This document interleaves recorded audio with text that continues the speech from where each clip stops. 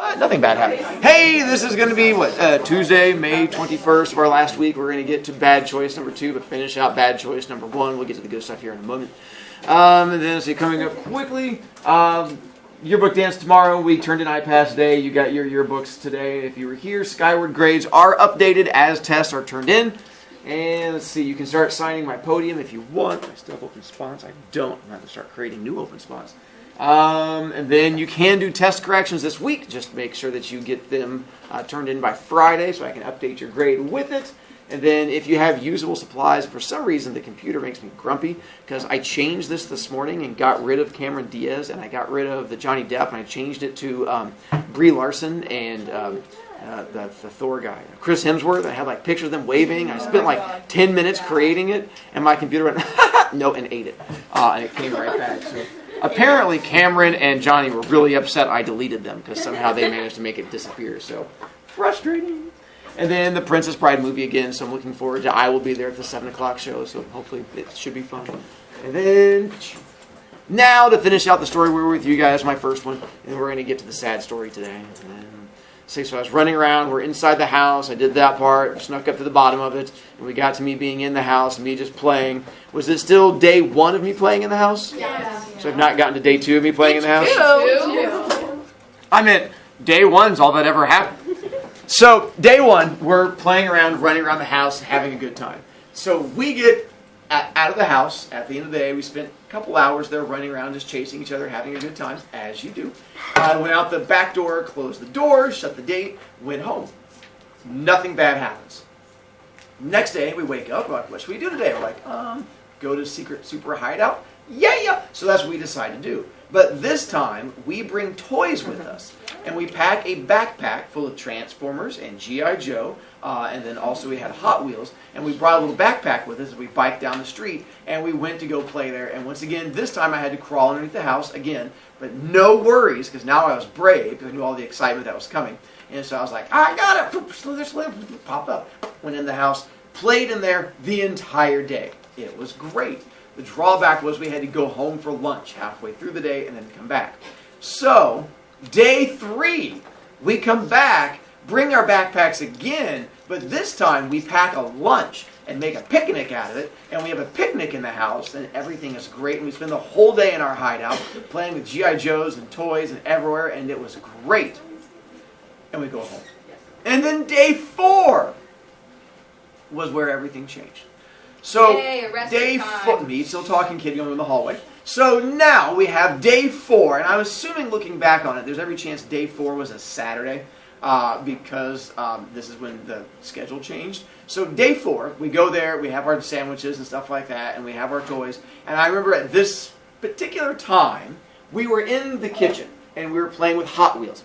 Zipping them across the floor. Because we got in trouble at home whenever we played with Hot Wheels on the floor, because it made noise and made marks on linoleum, but there was no one here to yell at us. We thought it was the greatest thing in the world. So we sat on opposite sides of the kitchen floor and just whipped them across as fast as we could.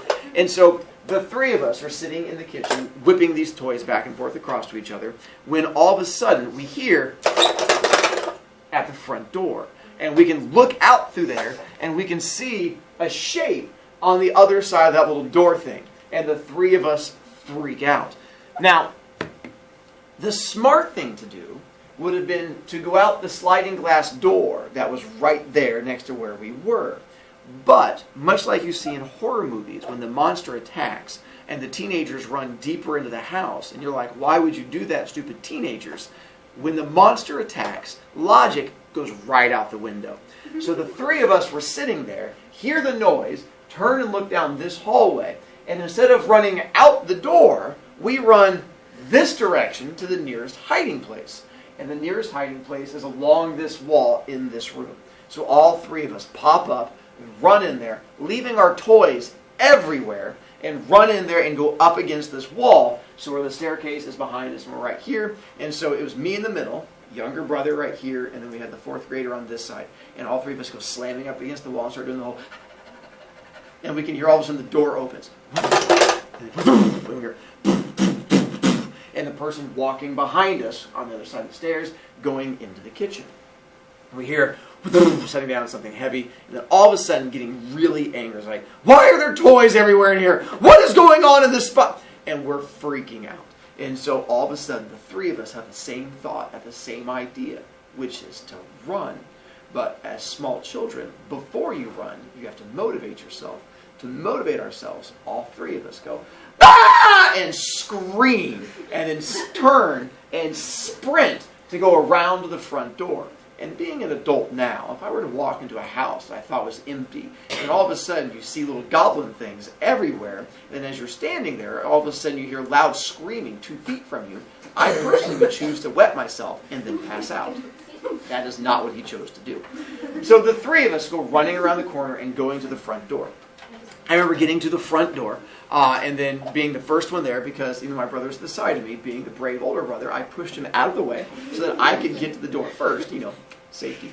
And I remember getting to the door and not being able to figure out how to open it. Even though I was 9 years old and I've been opening doors for years, this door was challenging. I remember twisting it and trying to get the door to open, and they're hitting me on the back at the same time, I know what I'm doing. And the door was not twisting. And once again, when you're in a horror movie and you see the teenagers running from the monster and they can't figure out how to open a door, and you're like, what kind of idiot can't figure out how to open a door? And so I was trying to open the door and it wasn't working, and then there was that moment where I finally got it open and I was like, woo! And I pulled the door, but I didn't move my feet. So when I did, it hit my tennis shoes and then slammed back shut. So I had a moment of going boom, and it went boom, and I remember holding my hand there with no door in it and the door being closed, and that stunned moment of why'd the door not do the door thing, and then all of a sudden they're still hitting me and I'm like, oh, move feet, open door. Professional. And I opened the door, then all three of us ran out. Probably took all of 3 seconds. Felt like I was there half an hour. But the three of us go running out the front door. Being the expert criminals we are, we immediately run towards our own houses.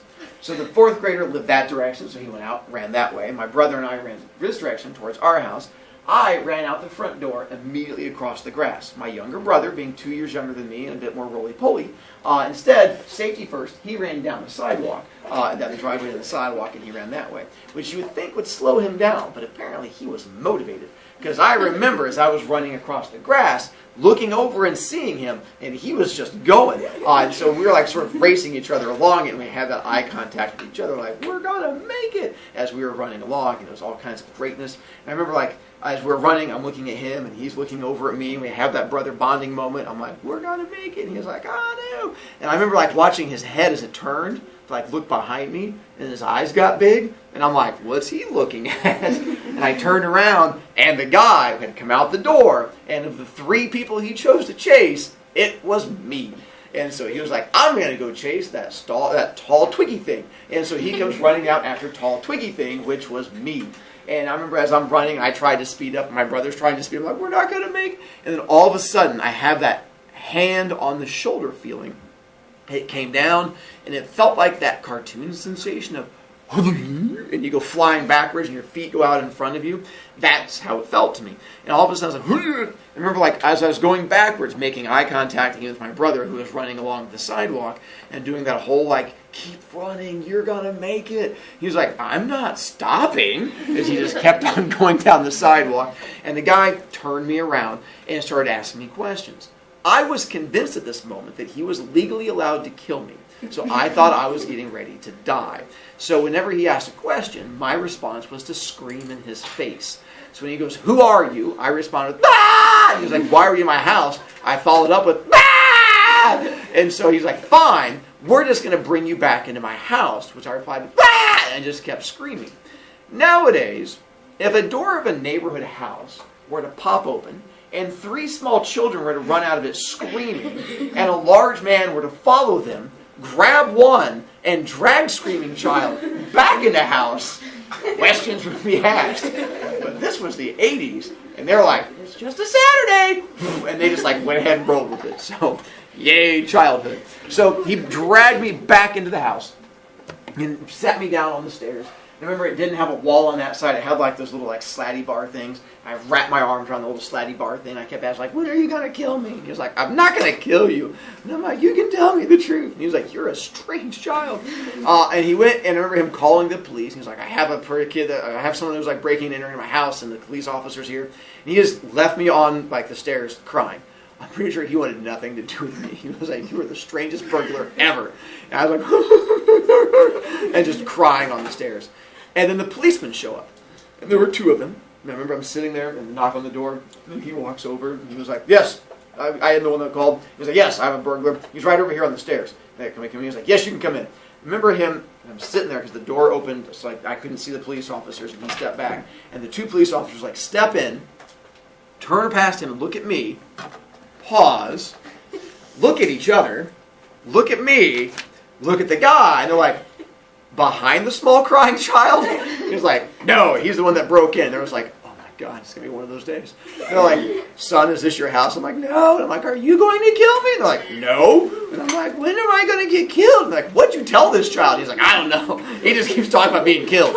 And so they like brought me back outside to the car, and they're like, and then the car was like parked out front. They brought me outside, put me in the car, and then drove me home. In my mind, I remember this being a really long drive from this house to my house to get back there, dreading it. When I went back to take the pictures last year, this is the house I broke into. This is neighbor's house. This is my house. I did not realize I lived that close.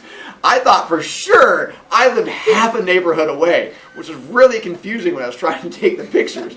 And I'm like, it can't be that house. That house is 2 houses away. It was that house. But when you're small, distances seem really far. And so pulls up into our house, where he gets me out and he walks me up to the front door, and the two police officers were behind me, and I was right there. They rang the doorbell, and my mom popped out. And she was like, hello, and as any parent, super excited to see police officers with your child. And she was like, what's going on? We caught your son breaking and entering into your neighbor's house. And she was like, oh my God, and then brought them inside. And they had to go find my brother, who did what any kid does when the monsters attack. He went and hid. And so they found him under his bed. And remember, they had to actually drag him out, like fingernails in the carpet. Like, he's like, And they dragged him out, and they brought him downstairs also. And then, like the good little snitch I was, I immediately admitted, like, where the 4th grader was. I'm like, he's in the blue house down the hallway. Like, well, we'll go get him. I'm like, please go get him too. And they went and got him and his parents. They brought all of us down and sat us down. And I remember, I still remember we were sitting on these really ugly brown couches that my parents had. And we were sitting there, and my parents were on one side, and the 4th grader and his parents were over there. And the cops were very stern, like, do you understand what you did was wrong? And I'm like, oh. They're like, and do you understand that we could have arrested you and sent you to jail? I'm like, oh, like, you could be in jail right now, hardened criminals and murderers. I'm like, oh. I'm not going to go to jail. But it definitely freaked me out the whole time. And I'm like, life is awful. I'll never do it again. I'm like, all right. Like, well, this is going to go on your record. And if you ever make another poor choice, this is going to come back to haunt you. So you need to make sure you never make another poor choice. I'm like, I'll never make another poor choice. And so it scared the bejeebers at me and made an impression. And it kept me from getting arrested again for 5 years. So once again, Nate, me talk, not you, bad Nate. And so 5 years went by before the next bad thing happened. High school. Now, so freshman year of high school was my next poor choice, although this started in 8th grade and sort of bled over to there. Now, the problem is the first story I find funny because I was 9 years old and I was just an idiot. This one's not funny as much as depressing because there's no good parts about it. I was a bad kid and I did bad stuff and I got caught for it, and there's no way to really dress it up. The good news is, the third story goes back to me being an idiot, and it's a much happier story again. So we just have a little dip of sadness, but we'll try to push through it as best we can. So, my 8th grade year, I was obsessed with being popular. It was the one thing I cared about. It wasn't until high school that I sort of became much more mature and realized that that was not the pursuit of what I should be going after. But 8th grade, it was all I cared about. And so I modeled myself after other kids who I saw doing popular kid things. And one of the things I saw kids doing was shoplifting. And so I saw these kids that I thought were idiots, and they were getting away with it. And they weren't idiots because they were shoplifting. They were idiots because they would fail class, but then they could get away with shoplifting. And I'm like, wait a minute. This dumb person can get away with this, but I'm a smart person, so I should really be able to get away with it. So I decided to dabble in shoplifting. And it turned out, gesundheit, that I was not wrong. I turned out to be really good at shoplifting, which turned out to be a really bad thing. Now, I convinced myself that I was not doing a bad thing because I didn't shoplift the same things they did. I didn't shoplift like CDs or cassette tapes from the store. I didn't shoplift electronics. Like the kids, I was like modeling myself after would go to like a store and like shoplift like brand new electronics and then bring it back to school to sell. And I'm like, those kids are thugs. I'm like, I'm a good kid shoplifter. So I only shoplifted 2 types of things: candy and comic books, because I was still a hardcore nerd. And so I was really good at shoplifting comic books and really good at shoplifting candy, but that was it. I never went beyond that until my freshman year. Oh, no. So I went the second half of 8th grade, all that 8th grade summer, beginning of freshman year, getting better and better and perfecting my skill, until I joined the wrestling team in my freshman year. And so on the wrestling team, this was about November, I'd been shoplifting throughout the year, and I got to the point where I would shoplift so much candy I couldn't eat it. I would bring it to the classroom and just hand it to other kids. And I would bring in just like a duffel bag. And I'd be like, candy for all you! Because I thought it made me popular. And once again, I was still trying to do that whole popular thing. So I thought giving candy to other kids was the best way to do that. And so, by the way, it didn't work. I was still a dork. I was just a dork that gave kids candy. And so I joined the wrestling team, which I really enjoyed. And I was a fairly decent wrestler with that one. But here, if you're on a sports team and you have like a game or a meet, then you have to like stay in the coach's room after school and then the bus leaves. When you're in high school, that's not the way it works. In high school, the bus leaves at 4:30. You go do whatever you want. Be back here before the bus leaves. Go out there and wreak havoc. So that's what we would do. So this was like a Tuesday. I think we had a wrestling meet. The bus was going to leave at 4:30. We had like an hour and a half after school. And I went to school in Noblesville. And in Noblesville, there is like a strip mall right behind the high school, and then a McDonald's over there. So we would go over to the McDonald's, run around, wreak havoc, buy food, and then go over to the strip mall where there was like a drugstore, and then we'd head back with like piles full of food, and we'd go back to the wrestling meet. That's what happened on this particular day. Except, earlier in this same day, I had seen a kid in the hallway using breath spray. It's like this Banaka. And he was using it to mac on the ladies. And so when you have the bad breath and you don't want to use a mint, you do the breath spray, like, shh, and you spray it in your mouth, like, how do you do it? And I saw this guy, and I was like, ooh, if I had breath spray, the ladies would dig me too. I thought that was the only thing I was missing. It wasn't. I was a dork, but that's a different story. And so I decided I was going to get breath spray, but the stuff was expensive. It was like $4 for like a little spray can. And I'm like, I can't afford $4. But I can afford free. So I decided I was going to steal breath spray on this particular day. So going over to, that's what it looks like. So by the way, this was bought for me by a student a couple of years ago to taunt me after I told the story. She went out and bought it. And the best thing, it was the shy, quiet kid who never spoke in class. And she just walked in the next day and she went, for you. And I was like, you're a turd. And she just smiled and giggled and ran away. I'm like, the only time you talk the whole year is to sass me? Well played, child. And so the drugstore that we went into was set up like this, where it had those double door glass doors. This was back during dinosaur times, so it didn't have automatic sliding ones. You had to push the doors like a Neanderthal. And so you'd come in through one that had a wall in the middle, so like you couldn't cross back and forth. So you'd walk in one and go that way, and it had like a cashier thing, and you'd walk in and go that way. So I remember I walked in, and I wasn't planning on buying anything. I was just going to walk around, find the breath spray, and take off. And I was in there with a bunch of other wrestlers. And these other wrestlers were thugs and hooligans. They were out there shoplifting. They were like walking around with like coats and like just taking whole candy displays, like and dumping them in there. And I'm like, you bunch of thugs. I'm like, I'm a sophisticated thief. And so I walked around the store trying to figure out where I could find the Banaka, because I had no idea where it was. And I found it. And I was walking around with like the little package, walking up and down the different aisles. And I eventually was like, you know what? The best place to steal this, I'm just going to take it out of the packaging, rip it open, and then just put the breath spray in my pocket, and that way no one will have any idea. So I walked all the way over to like the very end, where it was like this last aisle, where it was like a row, I think it was like medical products or ladies' products or something, an aisle that I had no business being in. But I went down to this very last aisle, where it's like the wall of the whole place on one side, and an aisle here, and there was no one down, and I'm like, home free. So I grab it, walking down it, paying no attention, rip it open, put it in my pocket, take the packaging, smash it up, and just stick it like on a shelf, and then go down the edge, and then walk away.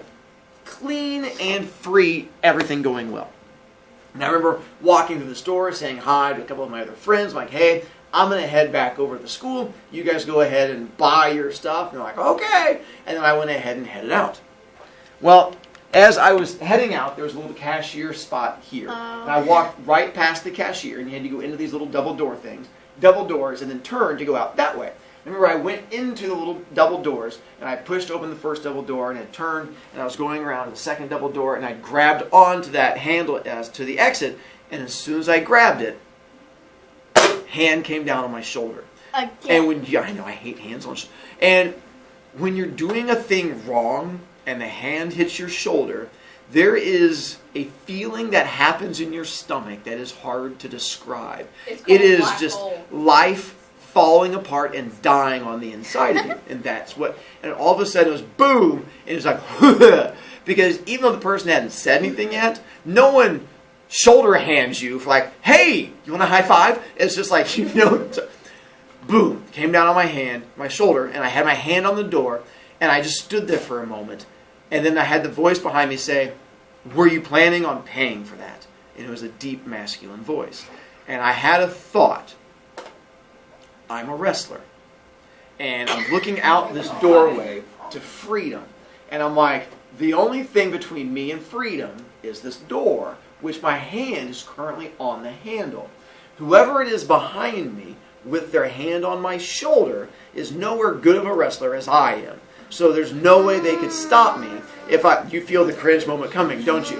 If I were to spin, I could knock that hand off, open the door, and be out there and running before they have a chance to stop me. And I start processing all of this in that split second of what I'm going to do move-wise. Expert wrestler. But then there's another little voice that speaks up and goes, hey, idiot child.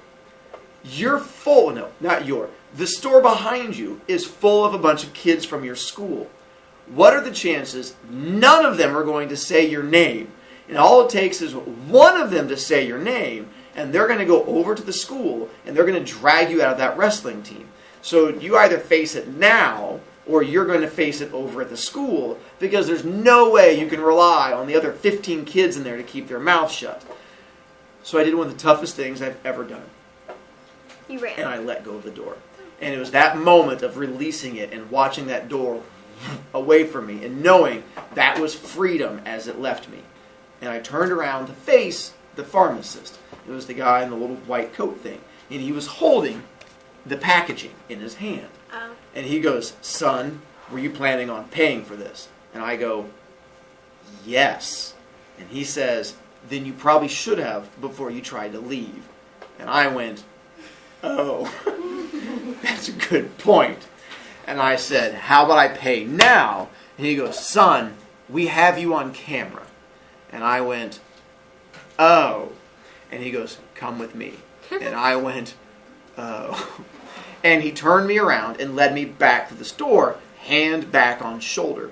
And I got led back to the store with everyone staring at me. All those wrestlers who were in there looked up and saw me as I was led through the store into the back of the place.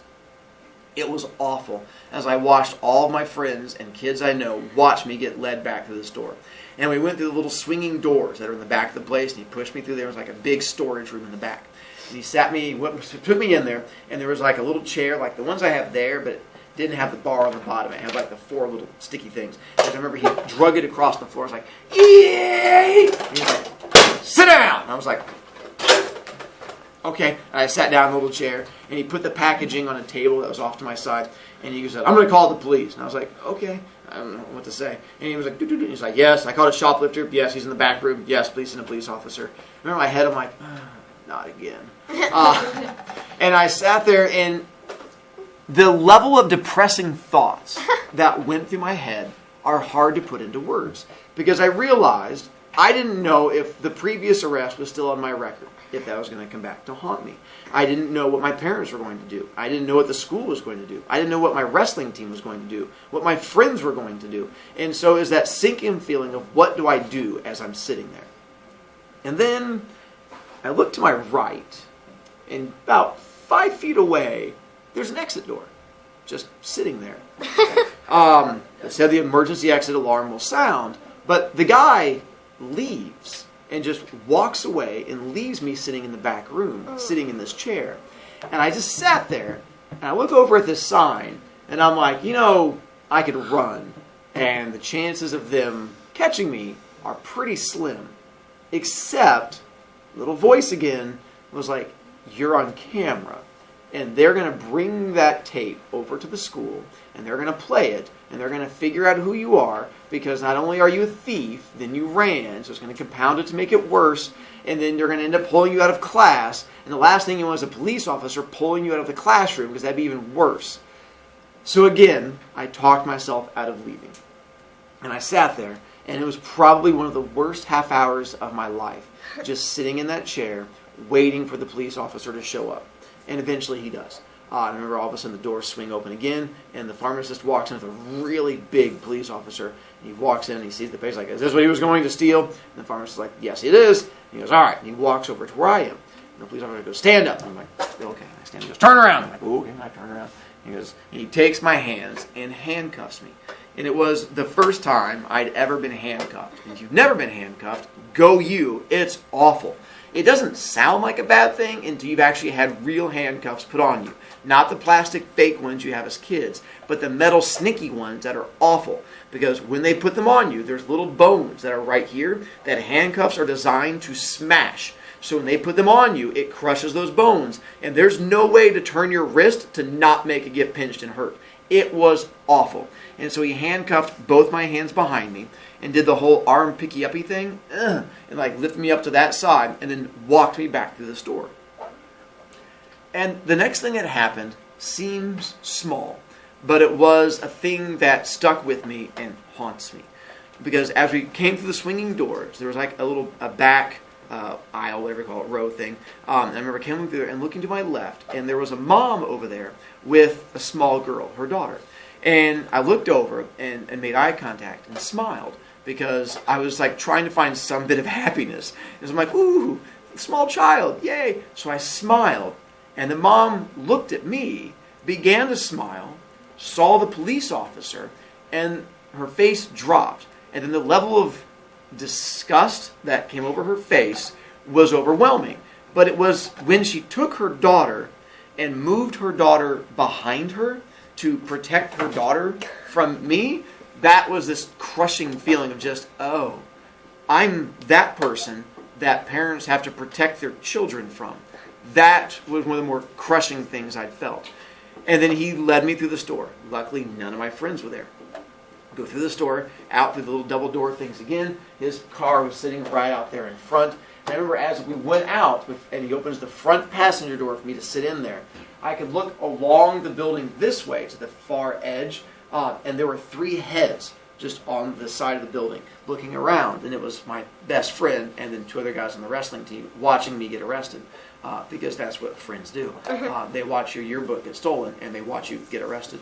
And so the 3 of them sat there and watched me get arrested. And so I remember him looking up and seeing them and goes, hey, criminal, you've got a fan club. And just like, And I remember when I sat down in the front seat, because he had to help me get down because my hands were still handcuffed. One, there was a shotgun bolted into that front seat for easy shotgunning of people. I remember when I sat down, it was like a big thing right there, and I had to move my head around so I didn't whack my head. And then I couldn't do the seatbelt. So he had to lean in and then seatbelt me in with my hands behind me. And a thing he said here, which seems small, but also stuck with me. He seatbelts me in, leans back out, and then goes, hey, while you're in my car, try not to steal anything. And then shut the door. And once again, it was just that realization that that's who I am now. I am a thief. I am a kid who got arrested. I've done these things. There was no one else to blame it on. This was all me. And he shut the door, and we drove to the police station. And Noblesville was a small town. It was literally like a 90-second drive from this place to the police station, although it felt like forever. Get to the police station, and overall, I don't remember a whole lot at the police station. I was trying to block out most of it. I remember we went to his office, and it was a small office. Like where my desk is, if you make that slightly bigger, that'd be the whole room. And so he had like a little desk inside of there and like my little seat across from him. And I was like, that's where I was sitting. And remember, like I had to give him my information and he put it in there and he's like, who do you want me to call? And I was like, call my mom. And he called my mom. Remember this quick conversation. He's like, we have your son at the Noblesville Police Department. He was arrested for shoplifting. Yes, ma'am. I repeated my name. Yes, we need you to come down here. Yes, right now, please. And like that was it. Click. And I was like, oh, that's not going to go well. And I'm sitting there and just waiting. And I remember at one point looking around, and there was a wall to my left. And I'm looking around, and it was full of like criminal wanted posters. You ever go to the post office? They have them there. It's like the kid missing posters, but they're for like small crimes. And they're just like all of these wanted posters that are on this wall. And I was looking at them because I'd never really seen that many. Brovicast. You messed up the Tomorrow, I didn't. We just ran out of time. Tomorrow we'll try to go even faster as we get to our last story, and I have one other fun activity we get to do.